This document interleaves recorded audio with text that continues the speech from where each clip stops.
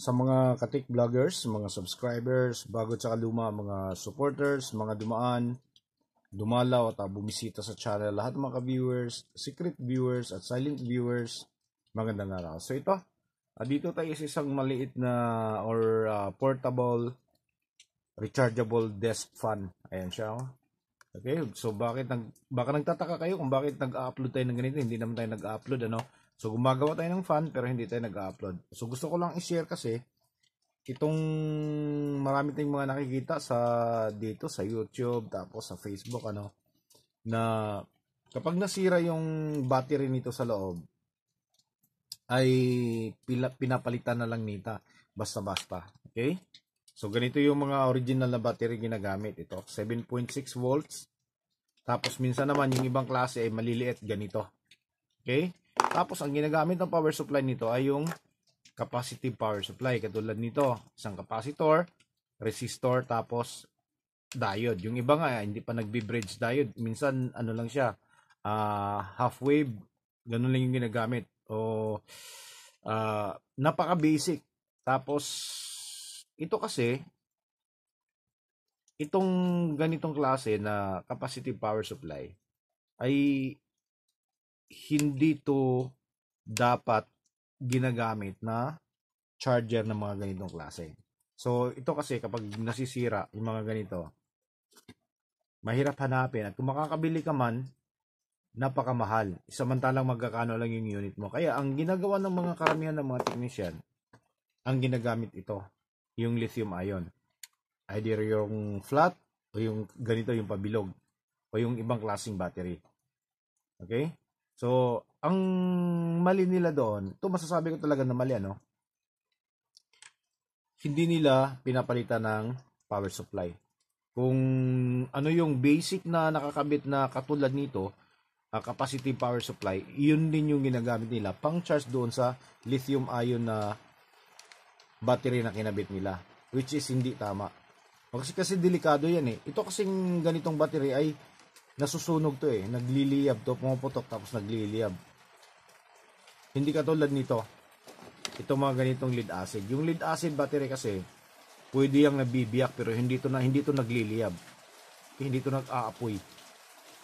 Saka hindi to pumuputok. Pwedeng ano lang siya, lulubo tapos nabubutas. Ito talaga na makita natin sa mga lumang power bank ano, na talagang kapag naaano siya, talagang nasusunog. Kapag nasisira, kapag nag-overcharge o kaya may short circuit sa loob, nasusunog talaga, nagliliyab. So, ang gagawin natin kapag nagpapalit tayo ng ganito, cancel natin yung capacitive power supply na ginagamit. Tapos, kabitan natin siya ng switch mode power supply katulad nito. Ayan. Kaya marami tayong mga ganito eh. Ayan. Kasi kung makaka-encounter tayo ng mga ganitong cases tapos hindi na mapapalitan ng ganung ori ng battery niya dahil nga mahal yung lead acid, tapos papalitan lang natin ng ganito, ito yung mga pinakamadaling mahanap natin online or sa mga physical electronic stores. Kaya meron tayong mga ganito. Okay, so katulad nito, ito ay 7.6 volts. So gagawin natin, nag-series tayo ng dalawang 3.7. So 3.7 is 7.4 volts, so malapit siya. Tapos yung power supply na ginagamit natin katulad dito, ayan, meron tayong 12, meron tayong 8.4 volts. Ayan. Okay? Marami tayong mga 8 may mga 5 volts din tayo. Kaya ayan yung ginagamit natin ngayon. Ayan siya. Okay? So dinugtong natin, nakadikit yan dito sa board na original. Tapos nakadikit din dito sa ilalim na kahit pagpagin mo pa yan, kahit matanggal to, kahit na mahulog yung fan, hindi hihiwala yung power supply natin. Tapos hindi na rin natin sinira yung hindi na rin natin tininggal yung original na board niya dahil nandito nakakapit yung mga kanyang switch. Okay, switch sa ilaw, switch sa fan, tapos yung DC input niya, ayan, dito. Kaya ang ginawa natin, nagkabit tayo nito, winawire na lang natin doon, hindi na jump na lang natin. So, ganun yun. Hindi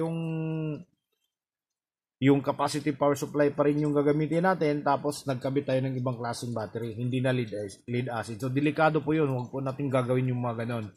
Tsaka kapag nagkakabit tayo ng mga ganito, mga lithium ion, tsaka yung ibang klaseng battery, ay wag natin kalimutang magkabit ng BMS para safe yung battery natin, tsaka humaba yung kanyang life.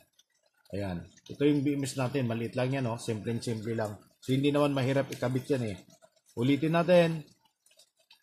Mas, kapag nagpalit kayo ng ganitong battery, gumamit kayo ng ganitong battery, huwag kalimutan yung BMS. Okay? So, pwede namang walang BMS, katulad ng mga, tawag nito yung nakakabit yung helmet lamp. Okay? Helmet lamp na wala namang laman sa loob, wala namang pero nagtatagal naman yung yung mga battery. So depende kasi, may mga battery din na magagandang klase din. Pero ang pinakamainam talaga, pinaka-safe ay kailangan may BMS yung mga battery natin. So ito, test natin, So ilaw. Ayan siya, umiilaw na siya. Off natin. Tapos dito tayo sa ayan. Maandar na yung fan natin. Low, tapos high. Ayan. Okay, so ganun lang. Ulitin ko, kapag nagpapalit kayo ng ganitong klaseng battery, na kung nakikita nyo sa loob ay dati lead acid, tapos papalitan nyo ng lithium ion, so kailangan palitan natin ng switch mode power supply. Switch mode power supply na yung gagamitin natin. Hindi na yung dating tinatawag na basic capacitive power supply. Okay? So hanggang dito na lang siguro tayo. So maraming salamat. God bless at bye-bye.